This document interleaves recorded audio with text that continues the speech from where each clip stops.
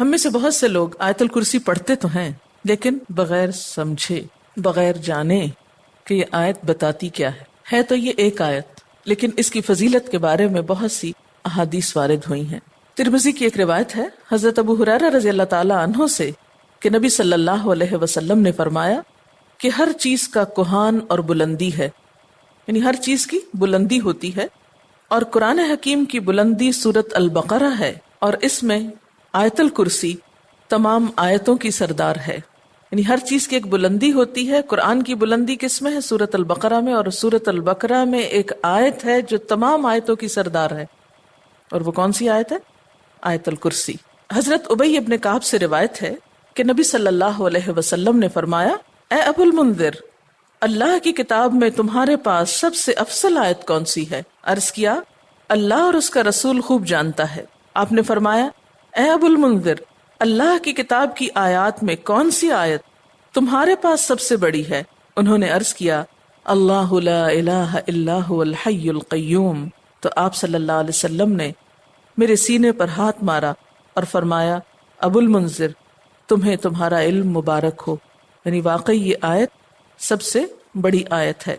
اس کے بارے میں آتا ہے، جو شخص ہر فرض نماز کے بعد آیت الکرسی پڑھ لے، اسے جنت میں جانے سے کوئی چیز نہیں روکے گی سوائے موت کے۔ اسے ابن مردویہ نے روایت کیا ہے۔ اللہ تعالیٰ نے حضرت موسیٰ بن عمران کی طرف وحی کی کہ ہر فرض نماز کے بعد آیت الکرسی پڑھ لیا کرو۔ جو شخص یہ کرے گا، میں اسے شکر گزار دل، ذکر کرنے والی زبان دوں گا۔ اس پر ہمیشگی صرف نبیوں سے ہوتی ہے، یا صدیقوں سے، یا اس بندے سے جس کا دل میں نے ایمان کے لیے آزما لیا ہو، یا اسے اپنی راہ میں شہید کرنا چاہتا ہوں۔ یعنی اس آیت کی پابندی ہر فرض نماز کے بعد اللہ کے خاص بندوں سے ہی ہوتی ہے۔ بس اپنے آپ کو چیک کر لیں کہ آپ ان میں شامل ہیں کہ نہیں۔ کیونکہ ہم نماز میں کچھ سوچتے رہتے ہیں، جو ہی سلام پھیرتے ہیں پھر بغیر کچھ سوچے سمجھے جو سوچ رہے ہوتے ہیں اس کو بیان کرنے لگتے ہیں، اور یہ بھول جاتے ہیں کہ یہ وقت آیت الکرسی پڑھنے کا ہے۔ لیکن جب انسان کا دل اللہ کی طرف مائل ہو جاتا ہے تو پھر نہیں بھولتا۔ نبی صلی اللہ علیہ وسلم نے یہ بھی فرمایا کہ جس گھر میں آیت الکرسی پڑھی جائے اس گھر سے شیطان نکل جاتا ہے۔ اس کے بارے میں ایک روایت ہے جو بخاری کی ہے، صحیح حدیث ہے۔ حضرت ابو ہریرہ رضی اللہ تعالی عنہ کہتے ہیں کہ آپ صلی اللہ علیہ وسلم نے مجھے صدقہ فطر کی حفاظت پر مقرر کیا۔ فطرانہ جمع ہو رہا تھا اور آپ نے اس کی حفاظت کے لیے ان کو ایک طرح سے چوکیداری دی۔ کوئی شخص آیا اور غلہ چوری کرنے لگا، میں نے اسے پکڑ لیا اور کہا، میں تجھے رسول اللہ صلی اللہ علیہ وسلم کے پاس لے جاؤں گا۔ وہ کہنے لگا، میں محتاج ہوں، عیالدار ہوں، سخت تکلیف میں ہوں۔ چنانچہ میں نے اسے چھوڑ دیا۔ جب صبح ہوئی تو آپ نے مجھ سے پوچھا، ابو ہریرہ، آج رات تمہارے قیدی نے کیا کہا تھا؟ میں نے کہا، یا رسول اللہ صلی اللہ علیہ وسلم، اس نے محتاجی اور عیالداری کا شکوہ کیا تھا۔ مجھے رحم آیا تو میں نے اسے چھوڑ دیا۔ آپ نے فرمایا، دھیان رکھنا، وہ جھوٹا ہے، وہ پھر تمہارے پاس آئے گا۔ چنانچہ اگلی رات وہ پھر آیا اور غلہ اٹھانے لگا۔ میں نے اسے پکڑ لیا اور کہا، آج تو ضرور میں تمہیں نبی صلی اللہ علیہ وسلم کے پاس لے جاؤں گا۔ وہ کہنے لگا، مجھے چھوڑ دو، میں محتاج ہوں، عیالدار ہوں، آئندہ نہیں آؤں گا۔ مجھے پھر رحم آ گیا اور میں نے اسے چھوڑ دیا۔ صبح ہوئی تو آپ صلی اللہ علیہ وسلم نے مجھ سے پوچھا، ابو ہریرہ، تمہارے قیدی نے کیا کیا؟ میں نے کہا، یا رسول اللہ صلی اللہ علیہ وسلم، اس نے سخت محتاجی اور عیالداری کا شکوہ کیا، مجھے رحم آ گیا تو میں نے اسے چھوڑ دیا۔ آپ نے فرمایا، دھیان رکھنا، وہ جھوٹا ہے، وہ پھر آئے گا۔ چنانچہ تیسری بار میں طاق میں رہا، وہ آیا اور غلہ سمیٹنے لگا۔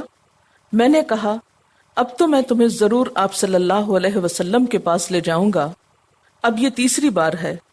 تو ہر بار یہی کہتا ہے کہ پھر نہ آؤں گا، مگر پھر آتا رہا۔ اس نے کہا، مجھے چھوڑ دو، میں تمہیں چند کلمے سکھاتا ہوں جو تمہیں فائدہ دیں گے۔ میں نے کہا، وہ کیا ہیں؟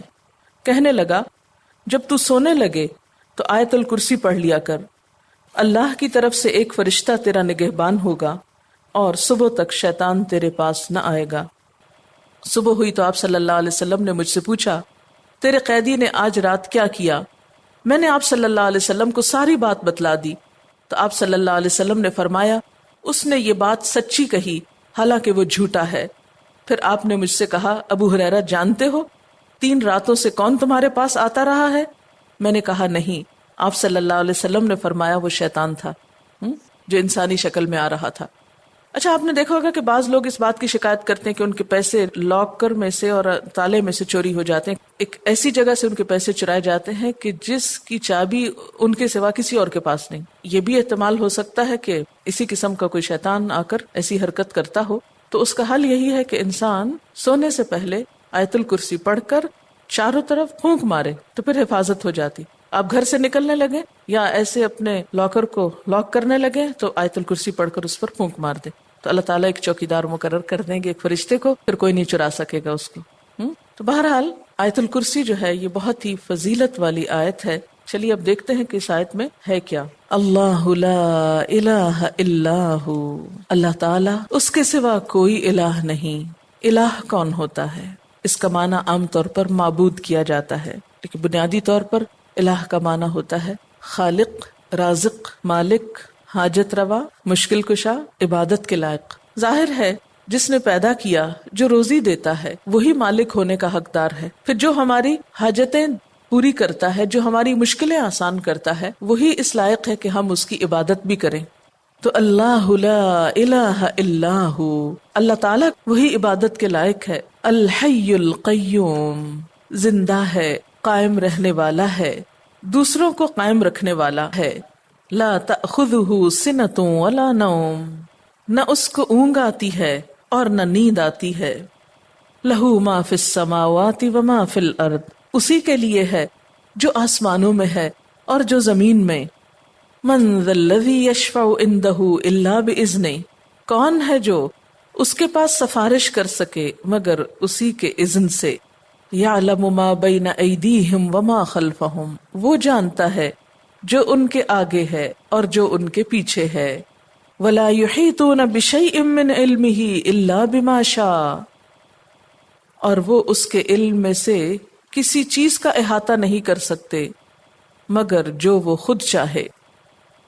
پھر فرمایا وسع کرسیہ السماوات والارض، وسیع ہے اس کی کرسی آسمان و زمین پر. ولا یؤودہ حفظہما، اور نہیں تھکاتی اس کو ان دونوں کی حفاظت. وہو العلی العظیم، اور وہ بلند ہے، بہت بڑا. یہ ہے اللہ تعالیٰ کا تعارف. کیا؟ نمبر 1، اس کے سوا کوئی الہ نہیں. نمبر 2، وہ زندہ ہے. نمبر 3، قائم رہنے والا ہے، قائم رکھنے والا ہے. نمبر 4، اس کو نیند اور اونگ نہیں آتی. نمبر 5، آسمان و زمین کا مالک وہی ہے. نمبر 6، اس کے پاس کسی کی سفارش کام نہ کرے گی مگر اسی کی اجازت کے ساتھ، یعنی سارا اختیار قیامت کے دن اسی کے پاس ہوگا. نمبر 7، انسانوں کے سامنے اور انسانوں کے پیچھے، یعنی ان کا ماضی اور مستقبل سب کا علم وہ رکھتا ہے. نمبر 8، اس کے علم میں سے کوئی کچھ نہیں لے سکتا مگر جتنا وہ چاہے، یعنی اللہ کے علم جیسا علم کسی اور کا نہیں. نمبر 9، اس کی حکومت، قدرت، عظمت، اقتدار یا علم آسمان و زمین پر محیط ہے، چھایا ہوا ہے. اور نمبر 10، ان دونوں کی حفاظت اس کے لیے کچھ مشکل کام نہیں. نمبر 11، وہ بہت بلند، بہت عظیم ہے.